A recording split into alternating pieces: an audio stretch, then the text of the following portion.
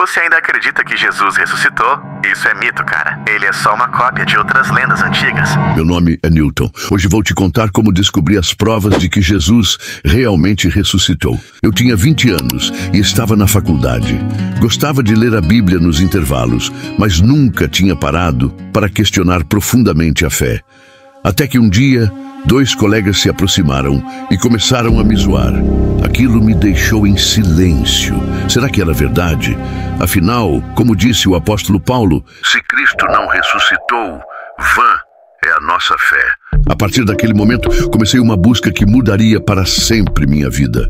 Voltei para casa com a cabeça fervendo. Escrevi no meu caderno: Jesus é uma cópia. Naquela semana fui à biblioteca da cidade. Peguei livros sobre Mitra, Osíris, Horus. Comparei cada detalhe com a história de Jesus. Mas quanto mais estudava, mais via que aquilo não fazia sentido.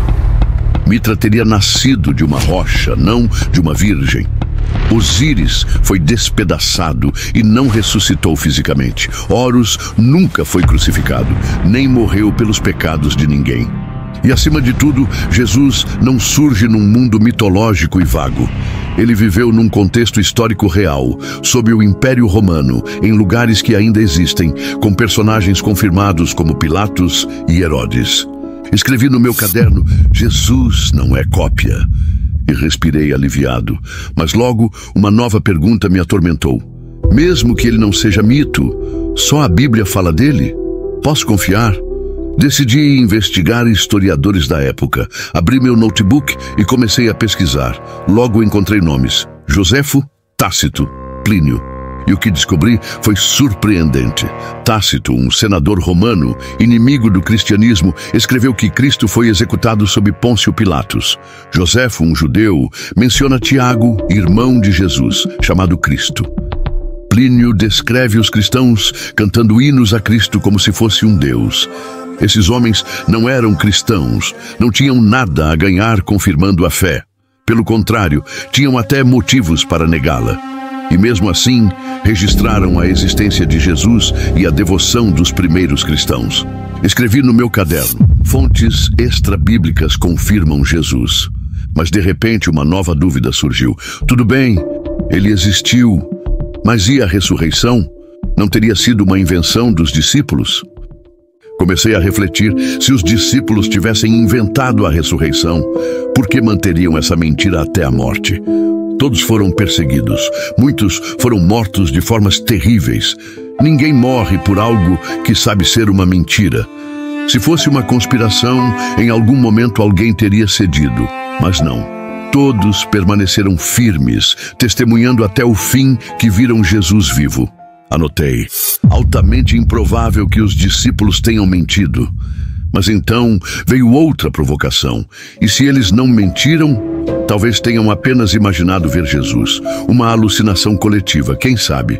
Pensei bastante nisso, mas descobri que não existem registros médicos ou psicológicos de alucinações coletivas tão específicas e com tantas testemunhas. E o mais impressionante, mais de 500 pessoas afirmaram ter visto Jesus ressurreto em diferentes momentos e lugares. Não dá para chamar isso de alucinação. Além disso, ele não apenas foi visto, foi tocado, comeu com os discípulos, conversou.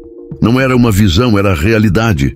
Escrevi: não foi alucinação, mas ainda restava outra hipótese. E se o corpo simplesmente tivesse sido roubado? Voltei às fontes históricas. Os próprios inimigos do cristianismo admitiam que o túmulo estava vazio. Mas quem teria roubado o corpo? Os romanos não teriam interesse. Crucificar Jesus já bastava. Os judeus não teriam motivo. Queriam acabar com o movimento, não fortalecê-lo. E os discípulos? Não tinham poder para enfrentar guardas romanos, nem coragem naquela hora, pois estavam apavorados e escondidos. A explicação do roubo simplesmente não se sustenta. Escrevi: túmulo vazio, sem explicação natural convincente. Então pensei: se não foi mito, nem invenção, nem alucinação, nem roubo, o que resta? Foi então, depois de pesquisar por tudo isso, que cheguei a uma conclusão racional: Jesus não é cópia de mitos. Existem fontes históricas que confirmam sua existência. Os discípulos não teriam mentido. Não foi alucinação, não foi roubo. Resta apenas a conclusão mais lógica e racional. Jesus realmente ressuscitou. Naquele dia, fechei o caderno e percebi. O que faltava não era fé, era ter as respostas certas. E agora eu caminho com confiança, sabendo que a fé cristã não é um salto no escuro. É uma fé sólida, com fundamentos históricos, racionais e espirituais. O que você acabou de ouvir é apenas um dos capítulos da minha busca. Essa história faz parte de algo muito maior. O e-book A Razão da Fé. Nele, eu reuni todas as respostas que transformaram minha insegurança em convicção. São provas históricas, científicas e filosóficas organizadas em um método simples para que qualquer cristão possa se sentir preparado diante das dúvidas e provocações. O link está na descrição e no primeiro comentário fixado. Esse material pode ser a chave que faltava para a sua caminhada na fé. Se essa história falou com você, se inscreva no canal e ative o sininho. Eu vou continuar trazendo investigações, respostas e reflexões que podem transformar a forma como você vê a fé cristã. Cada episódio é uma jornada e você não vai querer perder os próximos capítulos.